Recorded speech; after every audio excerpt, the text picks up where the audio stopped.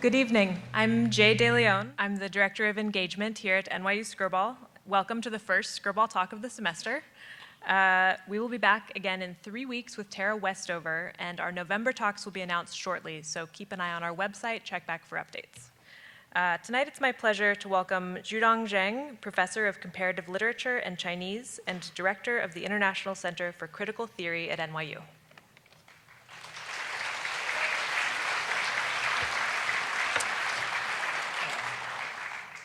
Welcome to the Skirball event this evening. It's my honor and a privilege to welcome Slavoj Žižek to NYU. I will be very, very brief. Žižek needs no introduction, but I guess it's my duty to read just a little bit from the description. Slavoj Žižek is a senior researcher at the Institute of Sociology, University of Ljubljana, Slovenia, and a visiting professor at a number of American universities, Columbia, Princeton, New School, and NYU, of course. And you see the list of his books. And here I will be creative by adding two personal points. One is I'm always surprised to see the absence of the one big book that I love that is Less Than Nothing. That's a 1,000-page book on Hegel, and I would urge you to add this book to the list. The other is a more sort of personal note.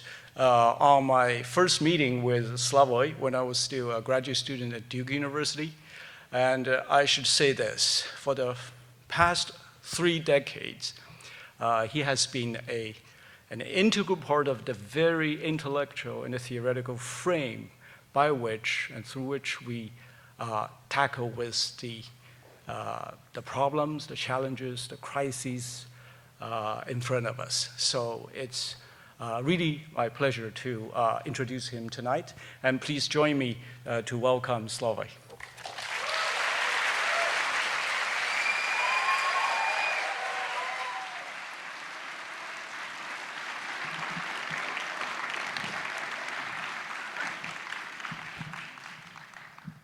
Thank you very much. I'm glad to be here again, I think for the 3rd or 4th time. I don't want to disappoint you, so let me make it clear. I will, of course, not stick to the title, Disorder Under Heaven, or it will be just a very specific disorder. I will be talking about the gender relations disorder and a little bit connected with the topic of ecology. Now, I will begin with what, as some of you may know, brought me so much trouble, and I don't care to think deeper into it, some critical remarks on LGBT+, and so on. Although partisans of LGBT+ like to dismiss psychoanalysis as out of date, many of them, I think, fully participate in the ongoing repression of basic Freudian insights. Are you aware how much of Freud is simply repressed? Maybe we could use this term today. Just let me name one topic: infantile sexuality. In our obsession with priests and others molesting small children, the very idea that what if children in themselves are not so innocent is unmentionable. So if psychoanalysis taught us anything, it is that human sexuality is immanently perverted, traversed by sadomasochist spins and power games. It is that in it, in sexuality, pleasure is inextricably interlinked with pain. What we get in many LGBT+ ideologists is the opposite of this insight.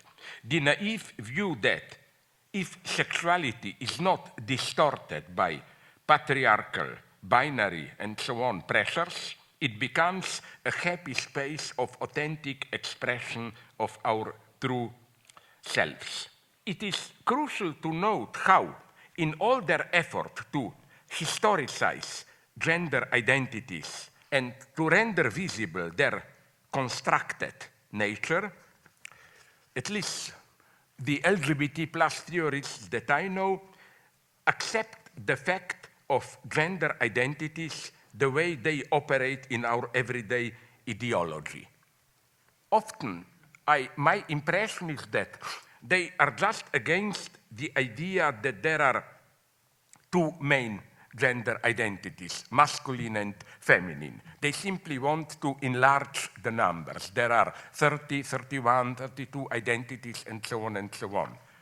What I miss there is to, as it were, explode, problematize from within the very notion of gender identity. I don't have time to go in this direction today. Let me just give you a hint.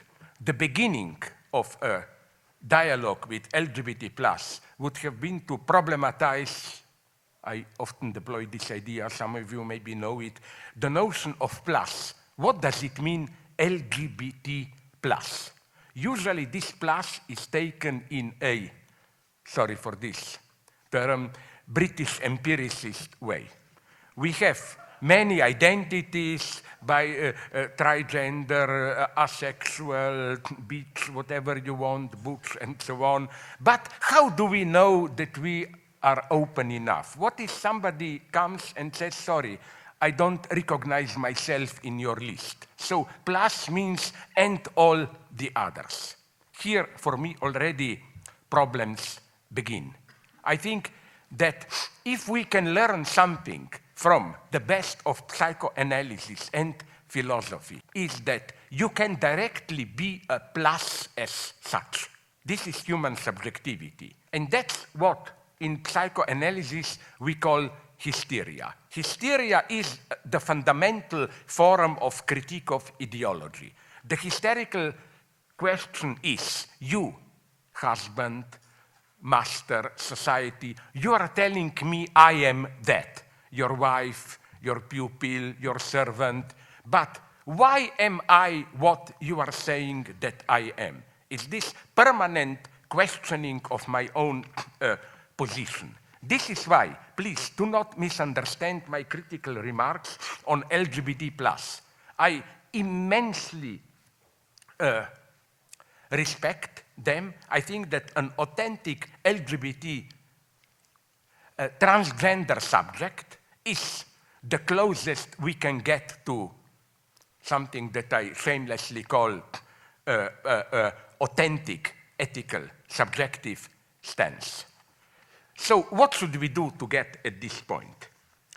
It is crucial to note how, in their effort to historicize gender identities and render visible their constructed nature, the LGBT ideologists, as far as I know, maybe I'm wrong, I'm trying to follow what goes on there, ignore a little bit too much the fact, which again, I don't perceive it as a negative fact, but it's crucial to understand it, philosophically, ethically, and politically, of what I cannot but designate as what falsely appears as essentialist language. I met many people who changed their sexual identity, mostly from masculine to feminine, although, of course, there are also changes in other directions. And I was so surprised how, almost with all of them, the language they used to account for their experience was what, in deconstructionist jargon that I don't share, they called essentialism, essentialist language. For example, people repeatedly tell me of this liberating effect, like a boy who became a girl told me, finally I have a body into which I should have been born. Now, are you aware how this runs against the usual deconstructive transgender ideology, which is, I say this with all my respect for her, personal respect, Judith Butlerian historicism. We don't have any essential fixed identities. Every gender identity is the result of performative practices. We reconstruct them, we playfully change them all the time, and so on and so on. And I love this paradox. All of a sudden, we get, at least in what they say, and I don't care how they justify it afterwards. That's what they say. This shameless use of essentialist language. It is as if, that's how they talk, it is as if I somewhere existed, at least in a purely virtual way, before I was born with a fixed identity, and it happened from time to time that then I was born into a wrong body. Finally, through the transgender operation, I can find my own proper body. Now you will say, this is a fiction. Of course it's a fiction, but it's, if I may put it like this, a truthful fiction. I am an atheist. I don't believe we have an eternal nature which includes sexual identity before we were born. What I'm only saying is that in our sexual, symbolic, and so on practice, the way we act as if we have such an a priori identity. That's this paradox of how our practice retroactively presupposes or posits such an essence which doesn't exist in itself, is the act of freedom, what Hegel called self-positing. For example, my other hero is, I like this news, who was the big other who intervened now? You know, recently I read, I like this crazy news in newspapers that a guy in India, Robert something, I forgot his name, but he's an Indian, is prosecuting his parents. Put them to court. Why? Claiming they gave birth to him without asking him for a permission. In some sense, he is right. We don't have in this closed loop. It's a fiction, but it's not simply an ideological fiction. This self, you know why it's not? I don't have a time to go into it. It's simply a fiction. Because it is a fiction only if you presuppose that there is a full texture of fully determined reality. But the moment you accept that there are cracks in reality, that reality is in itself incomplete, then such retroactive loops where an effect retroactively posits its cause, such loops are possible. So what I'm saying is that, let me give you another example. Let's say something it's not fashionable to talk about today, passionate love. It's the same essential category. Of course it's contingent always, whom you fall in love into. But once you fall in love, it's essential. What do I mean by this? You never really choose it. You don't decide, now I will fall in love. You just live your stupid daily life. Maybe you have a one-night stand here and there, you drink, whatever. Then all of a sudden the catastrophe happens. You don't fall in love. That's crucial. You realize that you are already in love. This is what I'm talking about. And the great German idealist Schelling knew this perfectly when he realized, when he wrote that the true free decisions that constitute us are unconscious decisions. They never happen in the present. Like, all of a sudden, I knew that I have decided. And I claim the choice of our sexual identity is something like something like that. And so again, for me to really think our gender identity, how they are, I will not go now into the distinction which is crucial between sex and gender, of course. We have to think these two aspects together. a true materialist that is not just a cheap historicist who say everything is historical and so on and so on. One has to add something. I don't have time to go into it. If you want to go into it, read my last book and so on. It's that eternity itself is historical. True anti-essentialism means that there are eternal essences, but they emerge at a certain historical point, and retroactively they become eternal. Am I talking here the language of theology? Yes, proudly, because I think that theology, reinterpreted in a materialist way, is an essential tool to read our predicament. Today's most actual predicament. What do I mean by this? Let me go even into more obscure and problematic waters. Recently, I was rereading Thomas Aquinas, his Summa Theologica, masterpiece of medieval theology, where Aquinas approaches a beautiful question. Allegedly, it's presumed by Catholic theologies that in paradise you will be almost not omnipotent, but you will know everything. There will be, except the nature of God, no secrets. So, will you be allowed in paradise to see the suffering of those in hell?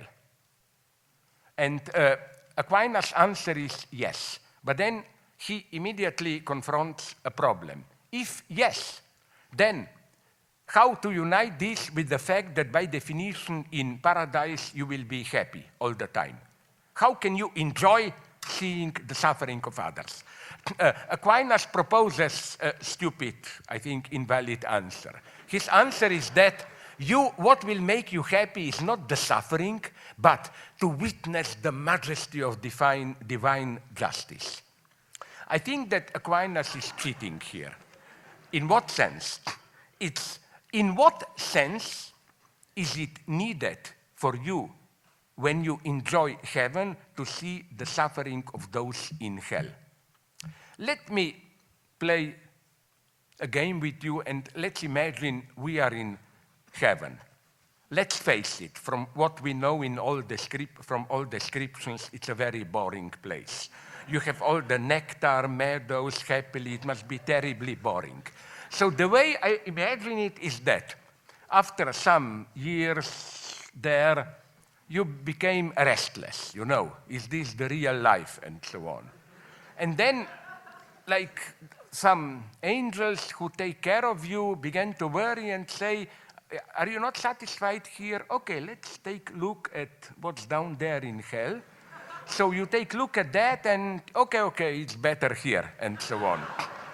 That's the function of it.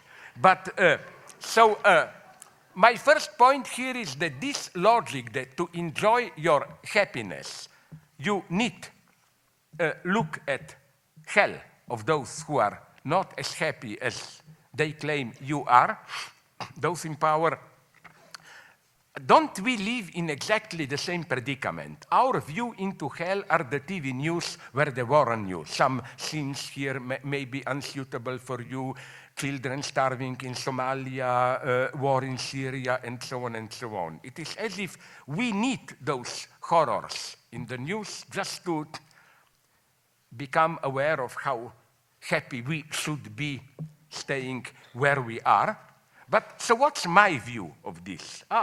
You may be here shocked. My view is this one.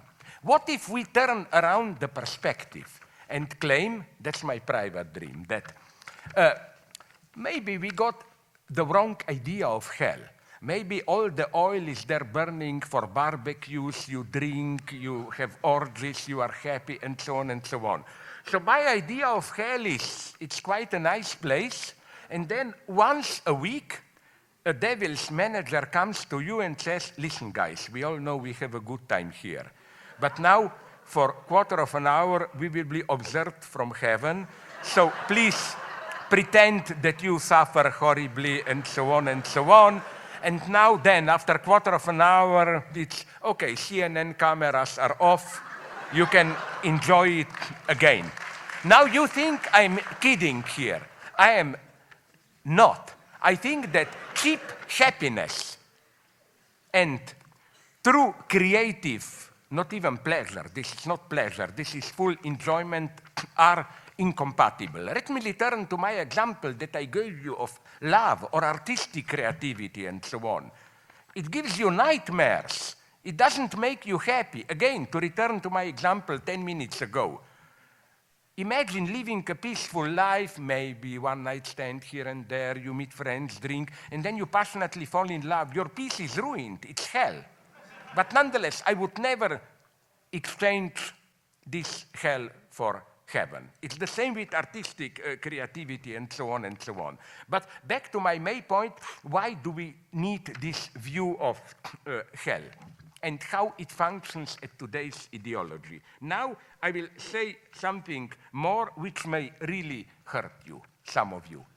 That's why I don't like Margaret Atwood's Handmaid's Tale, and especially the TV version, the TV series. I think it's the best example of what my good friend Fred Jameson called nostalgia for the present. It paints with great pleasure. That's my, you know, all my friends, feminine also, when I asked them, do you follow the TV series? They admitted to me that what really attracts them is the new ways how they screw, how they torture women there and so on. The new tricks, Republic of Gilead. But of course it's wonderful because it's legitimized. I watch it to see the horror of fundamentalist rule and so on. You are allowed to enjoy it fully. But the main point where I don't agree with it is that we are not yet there in Gilead. So what the series never does, and the novel, the series and the novel are one big nostalgia for the society, liberal, permissive, in which we are.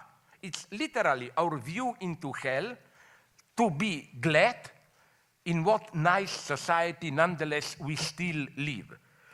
The series, the novel, never asks the simple question, but how come that this our liberal society gave birth to Gilead? Or to apply this to your predicament. That's my problem with just criticizing Donald Trump. Yes, he is a nightmare and so on. But how come that he succeeded in disturbing the liberal consensus? To get really rid of Trump, ask this question: what was wrong with our liberal consensus? That's why, again, I think that stories like Handmaid's Tale, they're just here to make us feel good about liberal, permissive, and so on society. They don't ask the key question, which is, again, what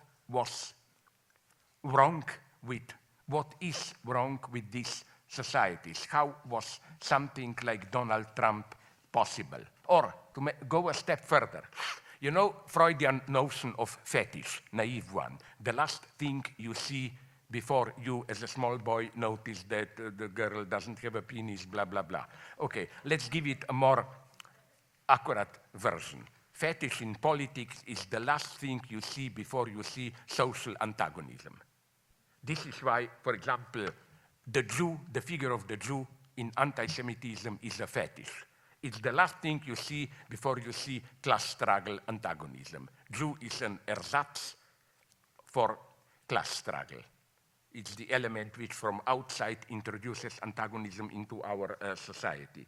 I think that there is something similar that I see in liberal critics of Donald Trump. He is their fetish.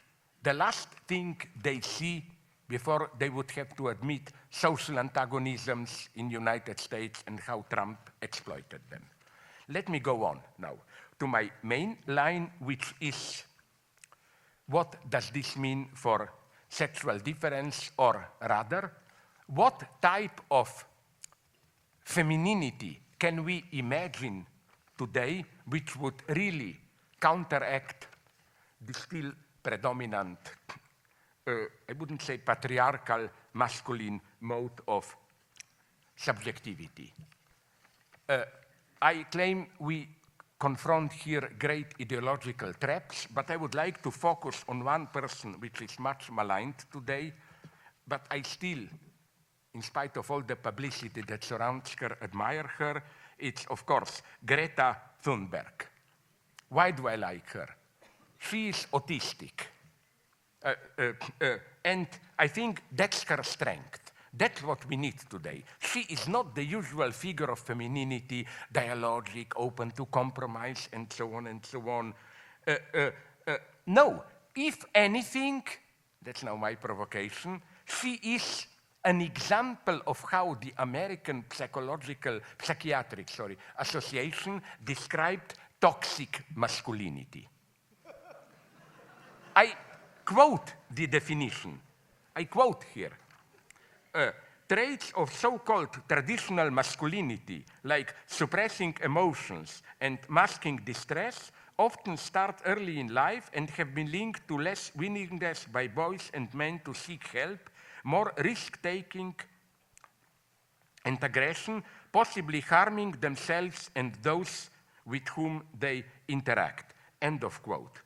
So I think all these features supposed to characterize toxic masculinity, suppressing emotions, masking distress, unwillingness to seek help, propensity to take risks, and so on and so on.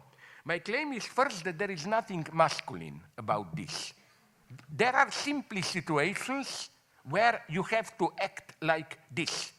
My supreme example from tradition of this type of toxic masculinity is Antigone from Sophocles' play.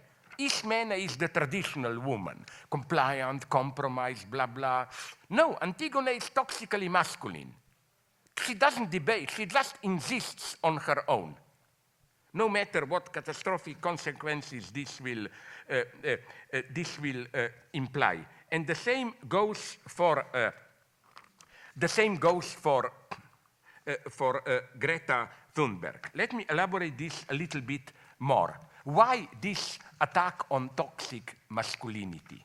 Of course, to avoid a misunderstanding, I'm totally opposed to any form of male violence and so on and so on. But I think it's not as innocent as it may appear to call this toxic masculinity, which is a medical term. Are we aware that we are doing the same as more than half a century ago they did? They were doing in many countries, like they did to Alan Turing. You remember the guy, my God, who almost was the crucial guy breaking the Enigma code, saving us from Nazi rule. Then he was castrated, committed suicide, and so on and so on. What at that point they did to homosexuality, with toxic masculinity, we are doing something similar. What? Male violence, brutality. What is a political, ideological phenomenon? We medicalize it. No, this is not a medical phenomenon, male violence, and so on and so on.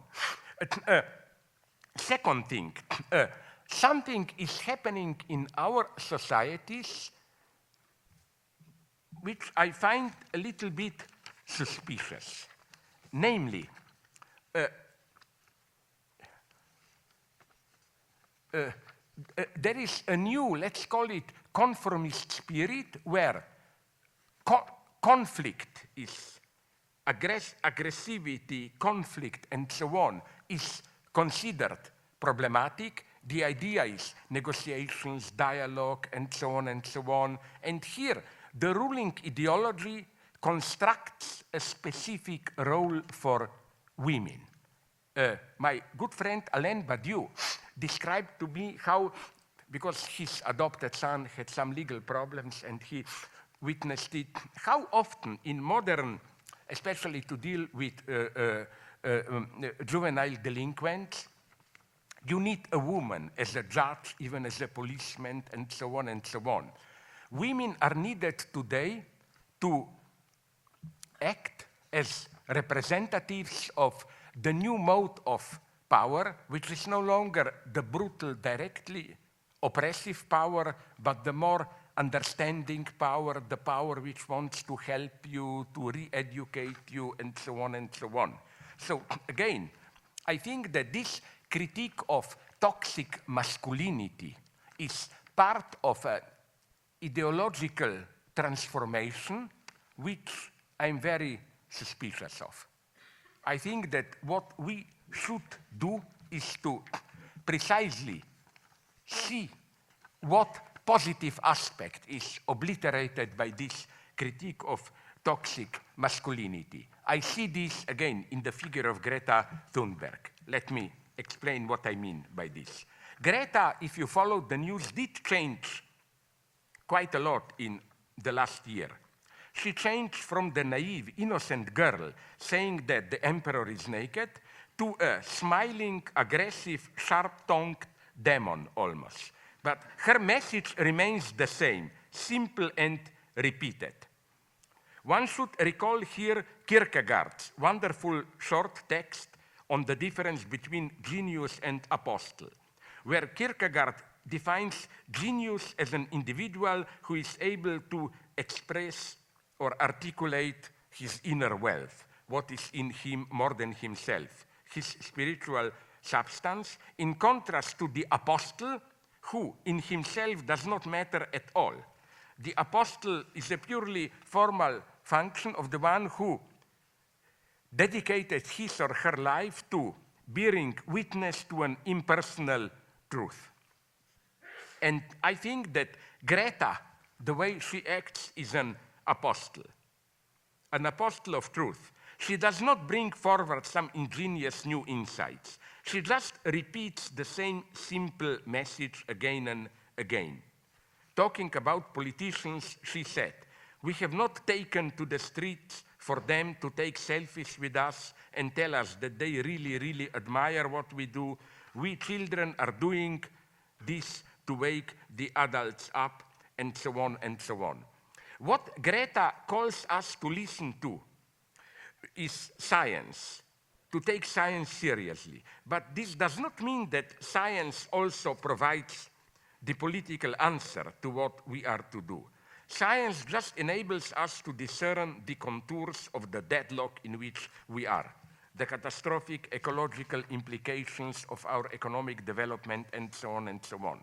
But there is no scientific politics. So I think, again, when Greta says, listen to science, she doesn't mean scientific politics. This will give us answer. She doesn't only mean science will tell us where the problems are. So where are the problems? We often hear that in order to confront appropriately the threat of an ecological catastrophe, we have to renounce anthropocentrism and to conceive of ourselves, humanity, as a subordinated element in the great chain of being. We are just one species on our planet, but through our ruthless exploitation of its resources, we, humanity, are posing a threat to our Mother Earth. And Mother Earth is punishing us through global warming and other ecological threats. I think that one cannot but laugh at this vision. Not Earth. We are in trouble. Earth is indifferent. The Earth survived much worse disasters than the possible self-destruction of one of its species. Can we even imagine what catastrophes took place on Earth so that we have the energy today? Oil, coal, and so on and so on. No, Earth doesn't care. What is under threat is our environment, our habitat, the only one in which we can live. From the imagined standpoint of Earth, it would have been much better for its global ecosystem if we, humanity, disappear. So what is under threat in ecological crisis is our survival. Again, I find this critique of anthropocentrism for this reason totally hypocritical. They don't really care about Earth. They care about Earth, which should remain such that we, humanity, will be able to survive.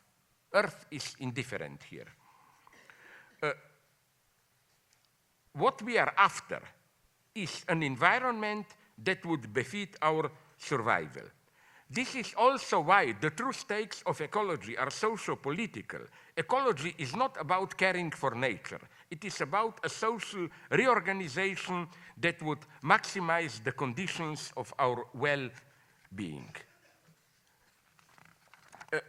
Now, to conclude, I would like to say that what we can learn from Greta is the amount of ideology in our dealing with ecological topic. I see at least 5 strategies to how we obfuscate the true dimension of our ecological crisis. First, it's simple ignorance. That's more or less the Donald Trump attitude. It's a marginal phenomenon. Nature will take care of itself, don't worry. The second option is, of course, ideological option, is leave the solution to the market, higher taxation of the polluters, and so on and so on. Then there are further options. There is the scientific option, of course, like science will find new ways to resolve ecological pressures, and so on and so on. Then, but the last two I find the most suspicious versions. One is this, how should I call it, the paradigm of Mother Earth and how we, humanity, were too arrogant, we disturbed a natural balance, so we should renounce our hubris, accept our modest place in natural hierarchy, and so on and so on. This, I think, is the most dangerous version. Why? Because there is no natural order, there is no natural hierarchy. I cannot imagine anything more destructive than nature itself, which destroys its own ecosystems all the time. And the last version, the most dangerous, predominant even today of ecology is, of ecological ideology, is the strategy of personal responsibility. How does, let's call it the power edifice, address us? By power edifice, I mean simply our ideology in which we live. When you raise the problem of criticizing the state, our industry, and so on, the predominant answer is, okay, don't just criticize. What did you do all you can not to pollute nature? Did you do your duty? Did you put all Coke cans in a separate bag? Did you recycle all newspapers, and so on and so on? This is ideology at its purest, I claim, because it blocks radical social critique, it makes you personally responsible, but nothing against it. Of course, we are responsible, but at the same time, it offers you an easy way out. You recycle and shut up and everything will be okay. My ideal here, I'm sorry, I use this story often, is the way they were years ago. They are no longer like that. My ideal here is Starbucks. You remember years ago, now they're no longer doing it to that extent. Whenever I entered a Starbucks coffee place, you got a big poster telling something like 5% of our coffee goes to Guatemala children, goes to save some Amazon forest, and so on and so on. It's a wonderful formula because the way to, what they're telling you is be consumerist, but consume us because the social price is already included into it. So if you consume our products, you already do your duty towards environment, and so on and so on. And I claim that we are here subtly manipulated in a very refined sense, in the sense that when we, as a rule, when we act as ecologically conscious, are we aware that we are, to an important part, I think even mostly, acting not to really do something about it, but to make us feel well that we are doing something about it? My old cynical example: why are you buying those rotten organic apples, even if they cost 2 times the good chemical polluted apples, whatever? It's not, I spoke with many people who bought them, and they admitted to me, they don't really believe that organic apples are really much better. But it makes you feel better. You see, I'm doing something for Mother Nature. I show solidarity, and so on and so on. This is where we find today ideology of everyday life. Now, to make an even more pessimistic conclusion. Now you will say, okay, we should become aware of the ecological problem and act. Okay, act and do what? Do we even know what to do? I mean, I know that scientists are today playing with different versions, like spraying the air with some chemical elements which will prevent all those dangerous things in sun rays to hit the earth and so on. But everybody knows how risky these things are. We don't how to put it? We don't have a simple answer, and especially, now I will say for a leftist like me something horrible. That's why I oppose populism, even if it's, especially if it's a leftist populism. If we can learn something from recent decade when populism became popular, as it were, it's that yes, people do have their own complaints and so on, worries, but the worst possible political program is forget about big ideologies, left, right, listen to ordinary people, listen to their problems, give them what they want, and so on and so on. Maybe we theorists don't know, but ordinary people also don't know. I don't believe that, I'm not a Maoist here. You know, this old Maoist idea, go to ordinary people, learn from them, and so on and so on. Well, in most of Europe, if you go to ordinary people, they will tell you something like throw the immigrants out and so on and so on. And people tell me, yes, because the ordinary people are manipulated. Yes, but we live manipulation. Ideology, this is ideology in which we are. And that's why I claim, that's why one should not be afraid to be radical here. I'm not an anti-democrat. I'm just saying that solutions, especially in today's complex situation, solutions are not simple and clear. Like, for example, I had recently in London a debate with some partisans who still believe in Venezuela's Chavismo. And I told them, okay, I know American boycott and so on, but isn't it obvious that nonetheless, even if you take into account all the effects of American intervention and so on, that nonetheless, to cut a long story short, Chavez did not propose a new viable model. Chavez was, for me, Fidel Castro with money. For some time, it works when the regime had enough money and so on. So that's the first honest thing to admit, as far as I'm concerned, that we are in a serious deadlock, and that it's not just that we don't get solutions because some ecologists are bribed by big companies and so on, whatever. what happens today with Earth, it's extremely dangerous, but precisely because it's inconsistent, it's not clear what is happening. For example, the example that I like to use all the time.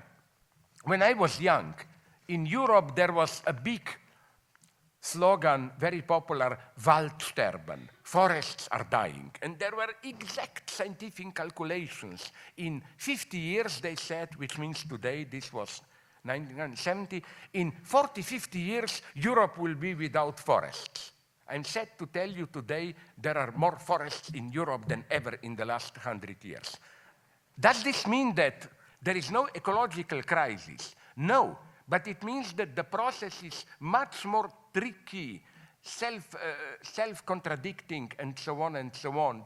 The answers are not clear. The only thing clear is that, and here Greta Thunberg is right, we need science, not to provide solutions. We need science to identify problem, to see what's the problem. And this, I think, brings us back to our starting point.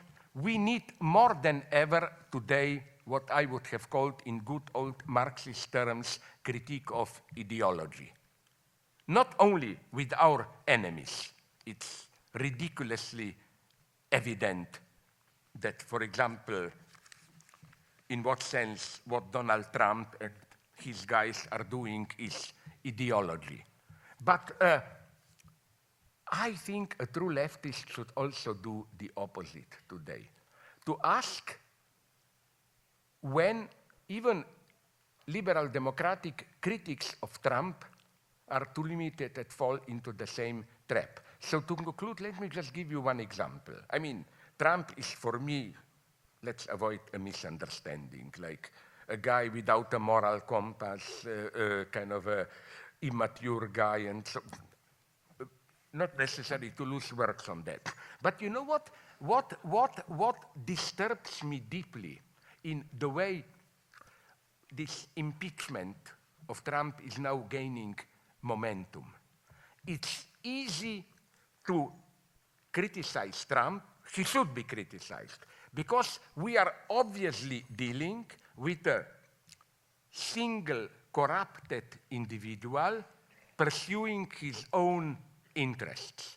And Edward Snowden, whom I greatly appreciate, pointed this out. He said it's easy to criticize representatives of evil where you find clear motivations. This is an egotist, crazy guy, blah, blah, blah.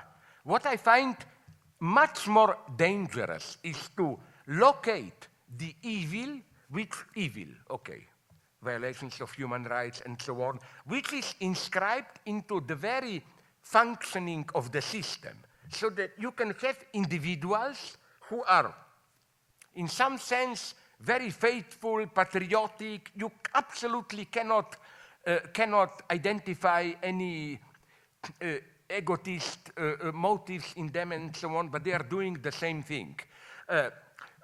I remember, this was my reproach to an old film which got an Oscar, I think. Everybody loves it, maybe you remember it. Das Leben der Lives of the Others, the German one, anti-communist. I was opposed to that film, not because he was too tough on communism, but because it was not tough enough. You know the story. It takes place in East Germany. An evil minister, to cut a long story short, wants to screw a beautiful wife of a playwright, and he orders the police to cover the writer, to find some incrimination so that the writer could be set, and so on and so on. But, you know, the presupposition is still that you need an evil individual who pursues their evil private goals to find evil. What about the evil inscribed into the system itself? The most dangerous thing for me are not simple egotists who do evil for obvious reasons. It is evil inscribed into the institutional functioning. For example, what terrified me, to take the opposite example, in histories of Stalinism is when they were doing, at the end of 1920s, enforced collectivization. They were doing horrible things. But many of them were honest individuals dedicated to communist thought, who thought to the communist ideal, who thought, oh my God, okay, this has to be done. It's horrible, but it's my fidelity to a higher cause, and so on and so on. You know, I want to finish with a quote from the scientist, quantum cosmologist Steven Weinberg, I think. He said somewhere that if without religion, good people would be doing good things and bad people would be doing bad things. You need something like religion to get good people do bad things. And that's where true ideology begins. For me, let me tell you something horrible. Although the guy who published that book against Trump, the ex-FBI boss, James Comey, I think, the higher loyalty, you know. Probably he is personally honest, I don't know. I'm just saying that this type of honesty in no way prevents horrible things taking place. So that's the first thing that we should drop. The second thing is, again, don't focus on private vices, on inner stories, and so on and so on. The most disgusting wisdom that I know is the one which even some partisans of multiculturalism use, which is something like an enemy is somebody to whose story we were not ready to listen, something like that. My reaction is, oh, thanks, so Hitler was our enemy because we were not ready to listen to his story or whatever. My point is not that if you listen to Hitler, you saw that he is really evil and so on and so on. My point is that the true ethical dimension is in what you do externally, not in the story you are telling yourself to do. That's why it fascinates me the extent to which all horrors, this is my formula, there is no ethnic cleansing without poetry. I'm systematically looking not only my own ex-countries, Bosnia, I'm from Slovenia, but ex-Yugoslavia and so on. I looked at whatever you want in Rwanda and so on. Every ethnic cleansing, there is usually some poet, religious leader, some myth maker who provided a story. People are very rarely simply evil. They need a strong myth. So I don't believe in this stupidity of, let's see what he's doing, but maybe we don't understand what he's doing. Let's look inside into his story. No, stories we are telling ourselves are lies, covering up what we are doing. The truth is what we are doing in social interaction, not the inner stories. So at this level, we should be active today. Sorry if I was a little bit too long and confused, but that's life. Thank you very much.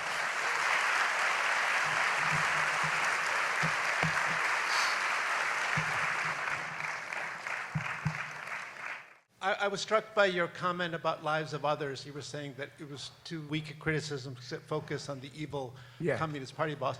But what I found most frightening about the film was that I found myself identifying with that Communist Party boss, because the film had shown how daily life in that system was so corrupting. And so I was imagining if I had been sort of a dutiful party member, I would have tried to rise to the top, and that the actions and compromises that I was making each day would have just wiped out all of my principles.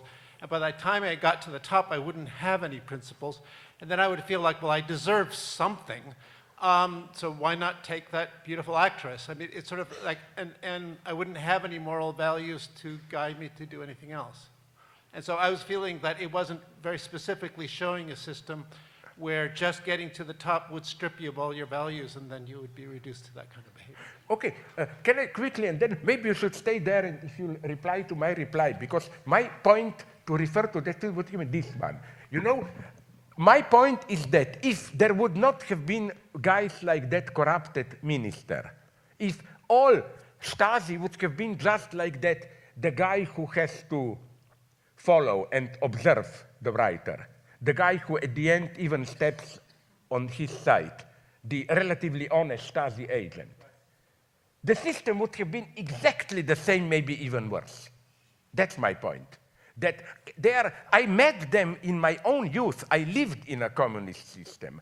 I claim it was much more, the most dangerous were the guys who were, how should I put it, honestly patriotic in their corruption. You know where, okay, I will tell you this, that what fascinated me is a specific ethics of corruption, which was like this. This is the implicit logic. It was like this. We know we violate in our work certain basic ethical principles. But isn't this the true ethical greatness? That you are ready for the cause to violate even your basic ethical principles. So the trick is that you don't experience your acts, horrible acts, as something corrupted, but as a sign of a much greater ethics. I'm ready to kill individual flowers for the greater cause. You know who put this nicely? Another German guy from the opposite camp, Heinrich Himmler, who said somewhere, every stupid German, almost in these terms, is ready to sacrifice his life for Germany. A true great German is ready to sacrifice his soul to do horrible things for Germany. And this, again, this dimension I missed. This is for me, the true horror of totalitarianism for me was not this guy sneering, oh, I want to screw your wife, and so on. I knew communist functionaries, and Yugoslavia was not a horrible case. It was relatively open, where functionaries were doing horrible things, and then this shocked me. You meet them privately, and you see they're quite nice guys, with refined tastes. I met secret policemen who enjoyed, I even now think that this is the main proof that God doesn't exist. How can such a horrible guy sincerely like Schoenberg, late Beethoven string quartets and so on? And I tried to convince myself it's a fake, they don't really understand it. No, sorry, they did understand it. You know which is for me the most depressive fact that I read about Heinrich Heydrich? In the evenings, after planning Holocaust and all that stuff, he gathered with 3 other friends, string quartet. They were playing mostly late Beethoven's string quartets. This is something so sacrilegious for me. But let me, I know, we have time. Yes, there's a line over there. You know, that's why I almost prefer the other film, which is, I think, in a subtle way, more critical than this one of East Germany, Goodbye Lenin. Because the message of that film is, if you are an honest communist, your own solution is to go crazy, to drop the, you know. It's in a subtle way, a much more pessimist version. So again, what interests me, this is what I don't trust, again, in that movie. The minister is, for me, the bad guy of the film, too obviously corrupt. What always fascinated me is people who they do horrible things. But if you talk to them, they are warm people, they cry when they see a cat mistreated or whatever, and so on. Sorry, we cannot go on. Okay, let's take a question from the left side of the stage. I have a proposition and then a question. So in your work, as you say, we're living in the decay of transcendental finitude. And this is clear in many... Sorry, what do you mean by this? It's too complicated a term. Well, yeah, sure. Please, yeah. Well, maybe we can sort of find out from examples, which I think are gender theory and ecological politics, but also historicism, spiritualism, these sort of things. And what is at work here, I think, is a crisis of what was once called nature philosophy. Sorry, crisis of major? Nature. Nature philosophy, as in 19th century nature philosophy, etc. Like Naturphilosophie, like yeah. So we have lost, I think, an orientation towards the coherent structuring of what nature means. And in order to work through this problem, we have to reappropriate the concepts currently lost to what is basically sophism. Among these concepts are materialism, desire, world, body, whatever.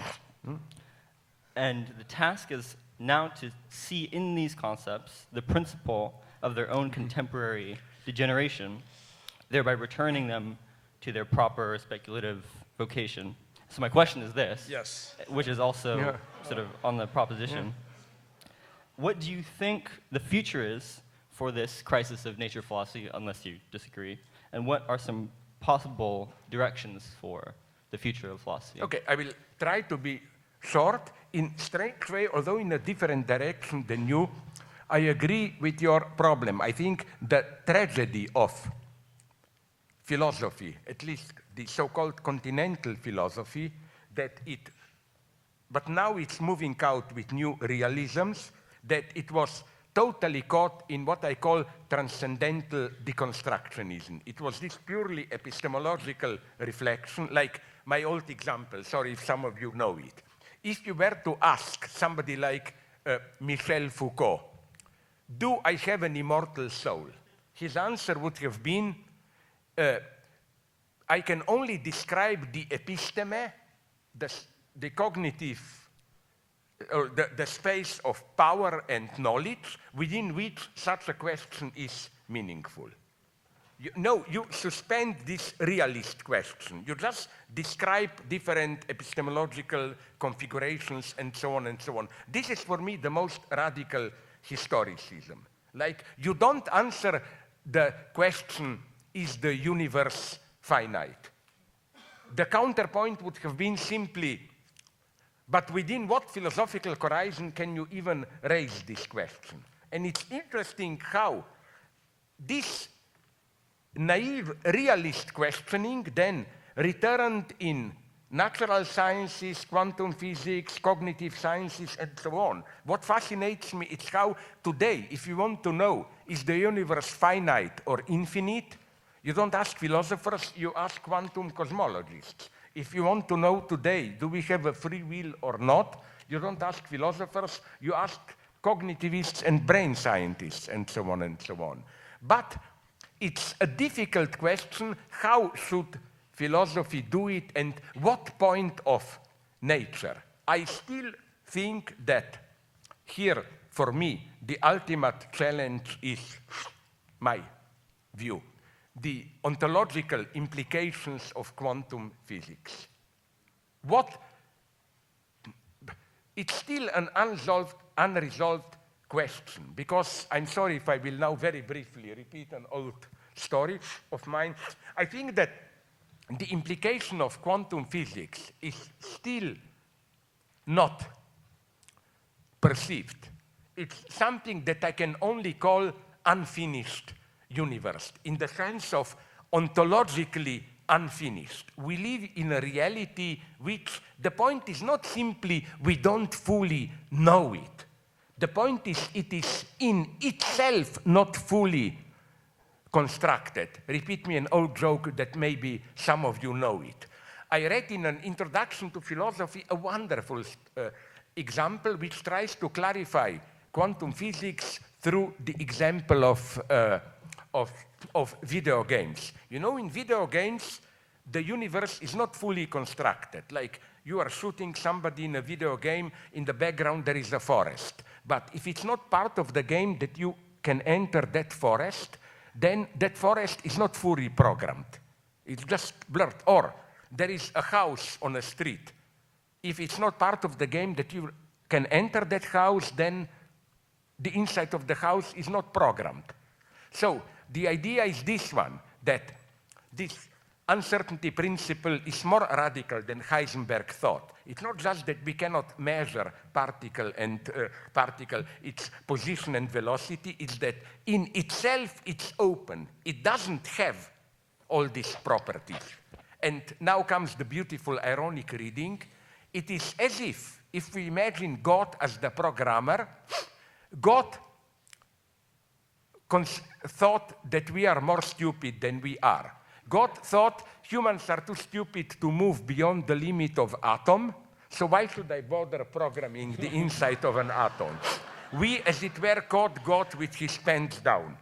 We progress into the domain where God was too lazy to fully... Okay, but I'm an atheist, so my point is how to think this unfinished character of reality. And this has tremendous consequences, beautiful implications, even for example, this unfinished character.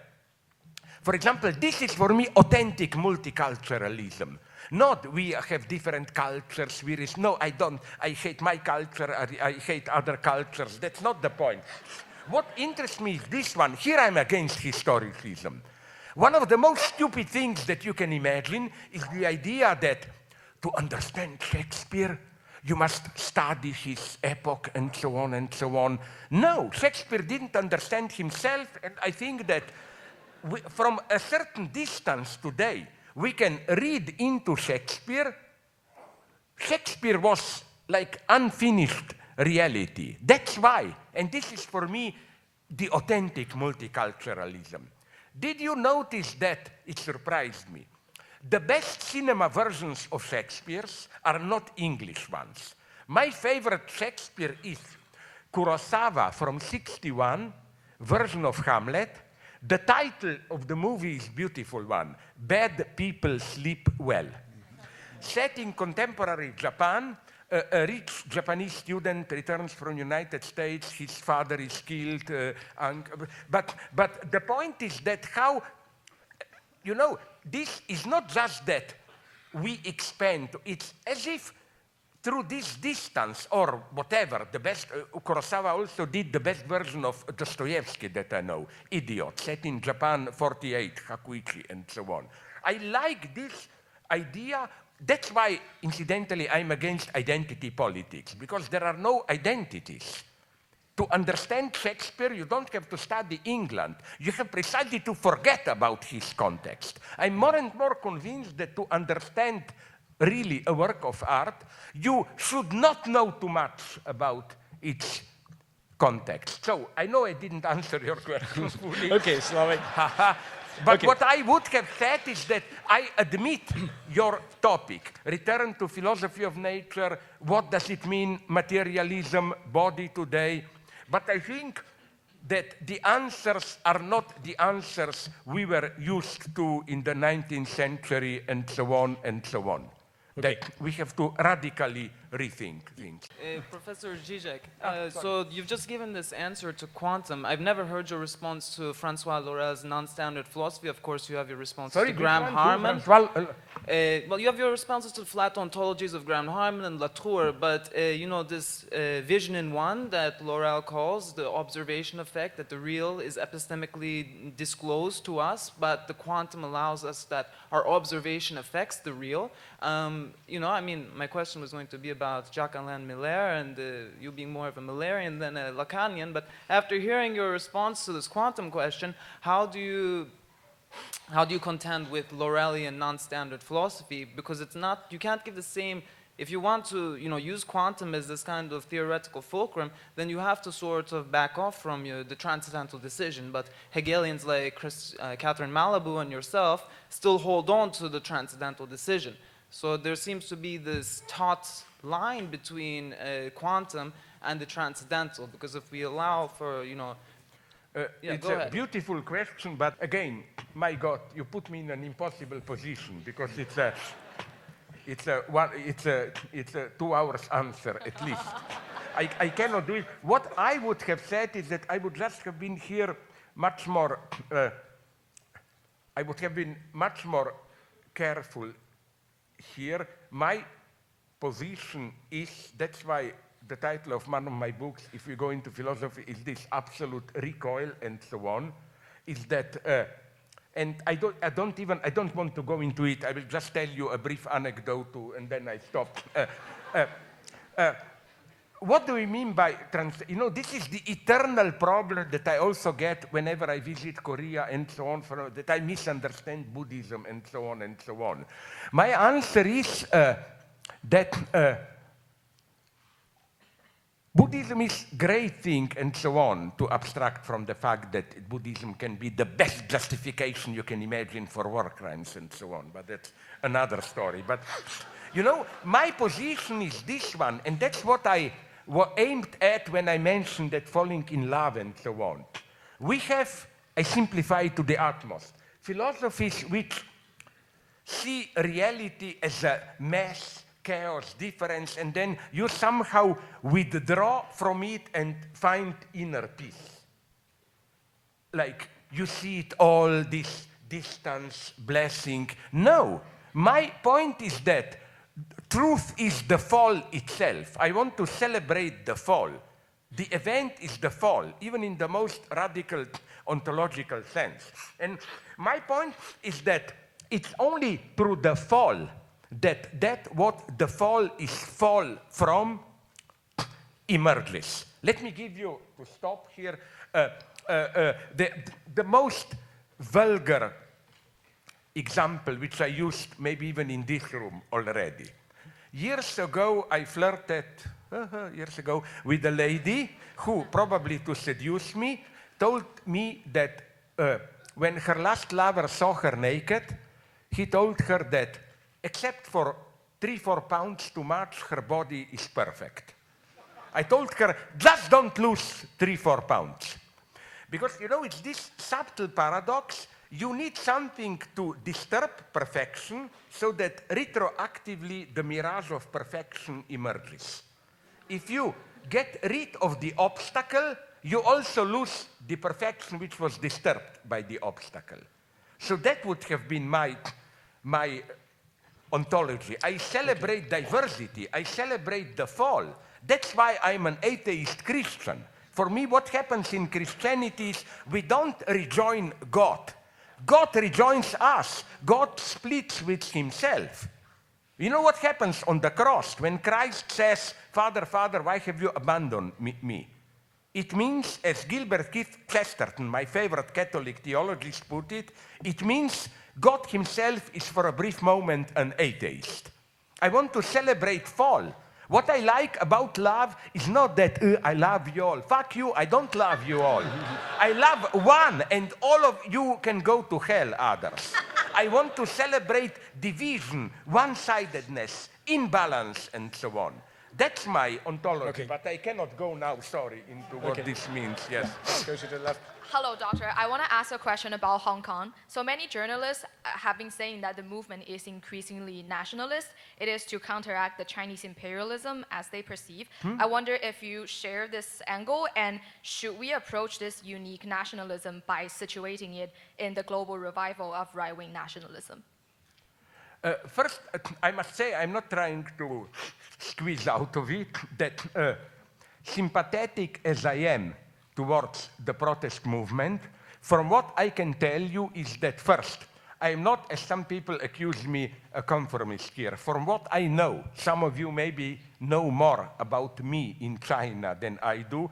I only know that about a year ago, I was informed that because I signed some letter of protest apropos the previous demonstrations there, and I signed the letter in defense of, this is most interesting thing now happening. I get information from friends there. You know, now Marxism is there officially again in. They are reprinting, distributing to students, Mao, Marx, Lenin. But it's better for you, I'm told, not to read these texts. Because some of my friends there then tried to follow Marx very naively, got connected with workers who are poisoned, and then they were arrested. And so my point is that my books disappeared from bookstores. Then now they are half back, I was told. But at the same time, students are afraid to quote me in their thesis. So my status is there in between. So of course I'm sympathetic to demonstrations and so on and so on. The only soft, you know, China is for me a mega problem, a mega tragedy. Look, I told this to, sorry that I was there, Jordan Peterson, I was there. Namely, what I told him. listen, when people say, oh, communism screwed up everything possible, I said, sorry, was there ever in the history of humanity more explosive economic development than in the last 40 years in China?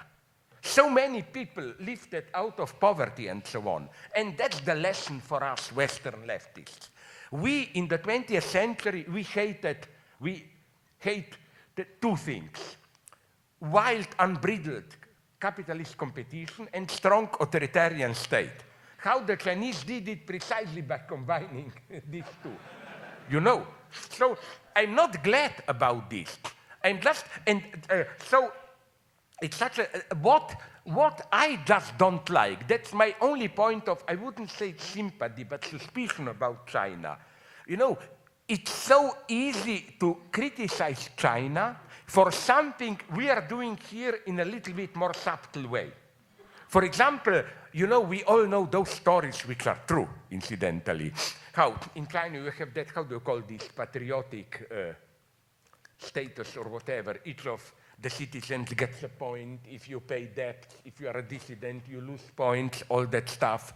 Yeah, but we are also doing it just in a more, you know, just in a more subtle way, and so on, and so on. I think that we often use China, again, in a way to acquire safe distance towards something that we are also approaching too, and so on. So in this sense, I don't have any problems criticizing things in China. My pessimism is just this one. You know, maybe you know this story. I cannot tell you a guy who told this may brought into trouble. A high-ranking Chinese philosopher told me that he knew the daughter of Deng Xiaoping. And she told him that when Deng Xiaoping was dying, some high functionaries visited him and asked him to kiss his ass, of course. The question, what was the greatest thing you did? They thought the answer will be opening up reforms. He said, no, that I resisted the temptation to go all the way and liberalize politics also. The tragedy is that it's horrible. I'm not glad to say this, but what if he was right? I think that at that point, after Tiananmen or before, to simply opt for political pluralism, I think it wouldn't end well. What does this mean? It's, I don't believe in this naive liberal vision. So what should we do? Should China be our model? No, absolutely not. But what do we have as an alternative, and so on and so on? So yes, I will protest, always sign protests for those in Hong Kong, although of course I was shocked when some of them then called Trump, save us from China, and so on. Wait a minute, be serious, and so on. No, all right. No, what I'm just saying is that it's not China as such that bothers me. It's that what bothers us in China, let's rather focus on ourselves and see where we are doing basically the same things, just in more subtle way. I was interested in knowing how your talk will, or what you said during the talk has an impact on notions of emancipation and empowerment, essentially. You mentioned how the empowered liberal movement in a liberal democratic order will herself, based on her position or based on the empowerment that she has gained, will be used to, or essentially will herself become a part of in creating new forms of oppression, the benevolent form of oppression that is emblematic of the new order. So there seems to be this tension between this idea of empowerment within the order and emancipation beyond it, but that is tricky because where does that sense of emancipation lie? How do you differentiate between these two terms? It's a crucial question, but what I want to avoid is to keep these two aspects too much apart, because then I don't want to get stuck into this option of either you are just a pragmatist and do small measures which change nothing, or you wait for the big event. I here remain a kind of a dialectical thinker where I think that often truly radical changes can be triggered by what appears just a small reform in the system. That's the lesson for me, at least from the disintegration of the communist regimes and so on and so on. Sometimes the right thing to do is just to insist on small measures which can appear totally pragmatic, it doesn't mean anything, but it triggers the big process. I don't believe in, again, waiting for the big moment, radical change, and so on and so on. I believe in this weird combination of, how to put it, pragmatic politics, but when you make pragmatic choices which then trigger much more radical choices. I know I didn't quite properly answer you, but that's my ideal politics. That's why, for example, that's why I still believe, up to a point in, take Bernie Sanders. Radical leftists are right to say, my God, but if you look closely at his program, it's much less radical than European social democracy, mainstream social democracy was half a century ago. Yes, but in today's situation, to say what was commonly accepted 50 years ago is something which can lead further and so on and so on. You know, we live in paradoxical times where very modest demands can be much more explosive than apparent radical demands. I hate pseudo-radicals, those who demand radical action but are fully aware that this means absolutely nothing. You just sit comfortably and criticize everybody else as being a compromiser and so on and so on. How do you think the rise of tech like AI and machine learning and 5G and potentially a technological singularity will reshape ideology in the next 25 years? This is a beautiful question. I'm now writing a book on it. First, I don't think it's artificial intelligence as such, which is what fascinates me is there are different names, Neuralink, wired brain, and so on. Because it basically means, to put it in very simple theoretical terms, till now, in our dealing with the digital universe, we needed an interface. If the idea of wired brain, in the sense of our brain directly, our line of thoughts directly connected with digital universe directly, then this changes everything. This means that our brain is already an interface, directly. And I think this changes everything, radically. It's a good question that you ask, what remains not only of ideology, but of the whole, how should I put it, universe of rhetorics, of mediation, and so on. The basic feature of human universe, for me, is that things succeed through failure. You try to do something, you fail, something else emerges. Even the whole point of eroticism is this. It's a systematized failure and so on. In your book, have you put that into the potential like reaching a technological singularity and how that would kind of affect first, the singularity, system and there I have politics a problem. Well? If you mean singularity in the sense of Ray Kurzweil and others and so on, for reasons that I cannot explain now, I think it cannot happen in the sense in which it is imagined, because I think that you know what bothers me when I read Kurzweil and so on? He describes this he somehow presupposes that although we will share intelligence, share awareness with others and so on, that somehow we will still think and act in the same way we do now. But take just sexuality. I cannot imagine in what sense sexuality, the way we know it now, can survive in a universe where we can directly share our experiences. Our sexuality, through all the acts of seduction, flirting, and so on, is absolutely rooted in our finitude, in our uncertainty, what do you want, the ambiguity of answer, and so on and so on. Let's say we, and I don't want to be prosecuted as harasser later, so any of you, let's say we are flirting. Imagine we have a wired brain. There is no flirting. Our mind just directly, I want to fuck you, yes, okay, let's do it, or whatever. It's over in a split. Eroticism is over.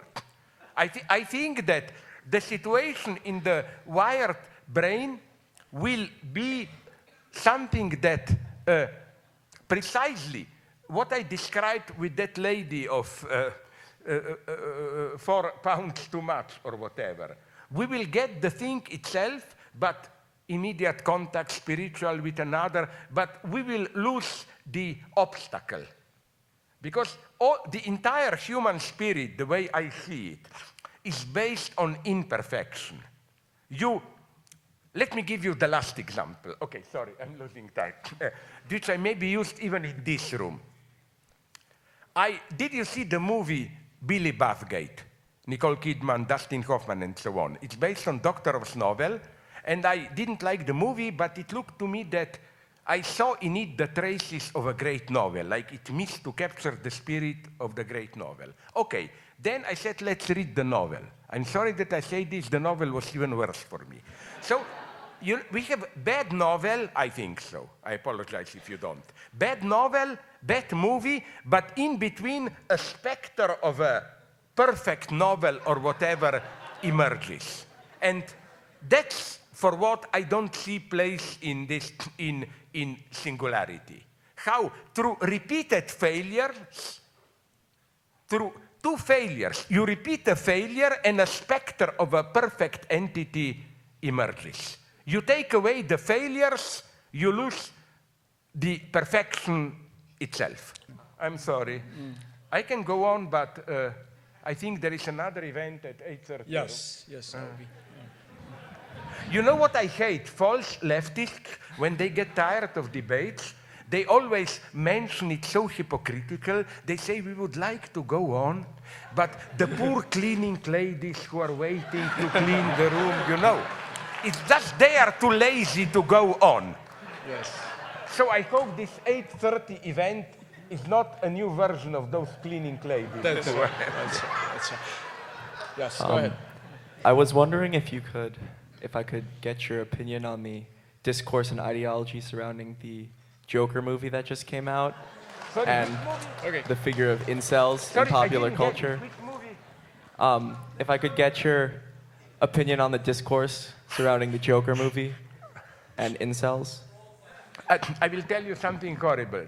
I break the law all the time. I only watch pirated movies, and I didn't yet find a good pirate copy and so on. But let me tell you something that may surprise you. This Wednesday, in 2 days, I will participate at a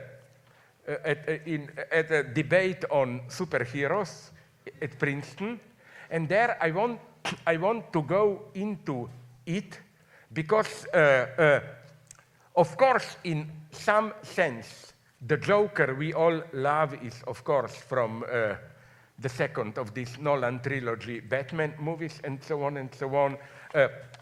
I wonder to what extent am I reading the movie against the grain that the Joker, he just wants the masks to fall. He is, for me, in some sense, not a bad guy, but authentic hero. And I wonder to what extent these movies play what I call Leo Strauss game. You know, Leo Strauss read Plato in this way, that although Plato in some dialogues officially celebrates the good guy, but really between the lines, it's the game already played by John Milton. It's clear that he is on the side of the Satan, you know, although officially not.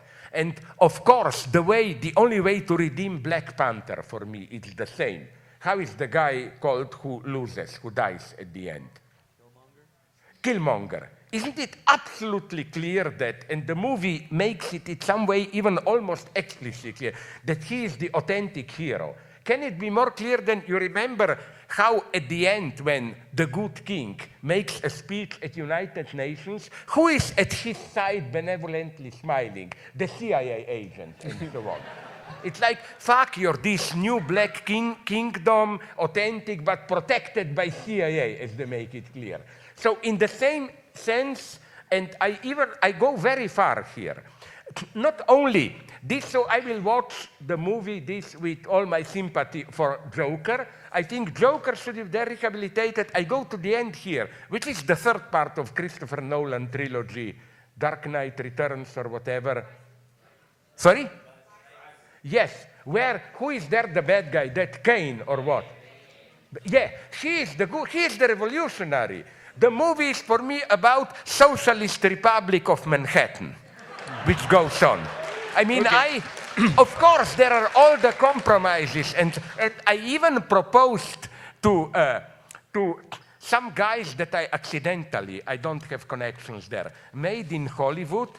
Now, this will shock you, it will be too much for you, to do a new version of Star Wars, rehabilitating the Emperor and Darth Vader as the progressive authoritarian leaders fighting reactionary feudals like Jedis and so on and so on. You know, it's kind of I always like to, and I think this is maybe in today's desperate times, Hollywood, I wouldn't say at its best, but it is most interesting, where it pursues a certain vision, but that's my vision of Christopher Nolan. Of course, the official ideology of Dark Knight Rises is even explicitly all the references to Charles Dickens and so on, the novelists, but he is honest enough to bring out these ambiguities, inconsistencies, and so on and so on. So I'm just looking, but if you want interesting movies today, you know which one I like? Did you see it? Is it the right title? A modest science fiction movie which passed more or less unnoticed with John Goodman called Captive State. You see it? Okay, let's drop it now. We don't have time. Apologies to those who stood in line throughout the Q&A, but that's all the time we have. Yes. Thank you very much.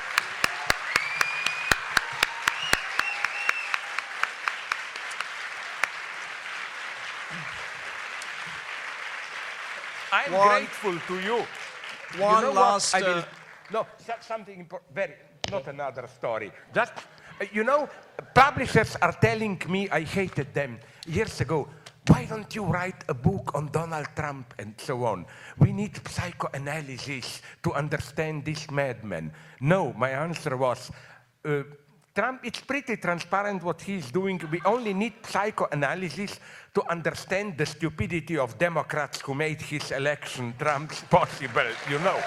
So what I'm saying is that don't lose trust into philosophy, and events like this, or the fact that, for example, publishers almost dropped me for my big fat book, Less Than Nothing. Yes. They thought, who will buy it? That book, 1,000 pages on Hegel, is selling better than many of my short political books. Yes. And I'm really proud of that, of you. It's not true, this propaganda today, there is no intellectual movement, people no longer read. No, there are still people who read theory, and they are our only hope, I think. Yes. Thank you very much.